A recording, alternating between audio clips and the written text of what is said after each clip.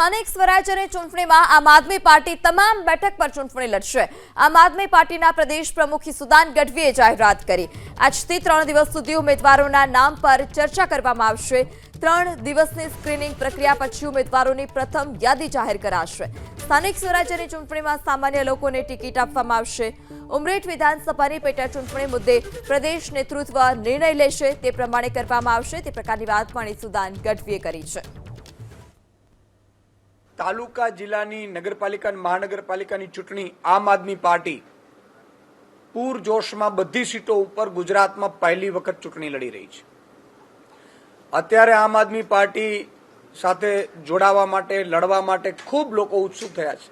આમ આદમી પાર્ટી પહેલી એવી પાર્ટી છે જેણે ઓપન ટુ ઓલ, અત્યાર સુધી એવું થતું હતું ભાજપ કોંગ્રેસના જે ધારાસભ્યો હોય એના દીકરાને પછી જિલ્લા પંચાયત લડાવે, બીજા કોઈનો વારો જ ન આવે।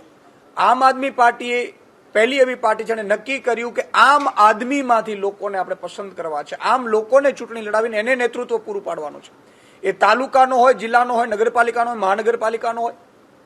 અને એટલા માટે થઈને અમે ઓપન ટુ ઓલ ફોર્મ મંગાવ્યા હતા। એમાંથી પણ સેંકડો ફોર્મ ભરી સમાજસેવકો, રાજકીય આગેવાનો, પદાધિકારીઓએ અમને મોકલાવેલા છે। એના ઉપર પણ અમે ચર્ચા કરીશું।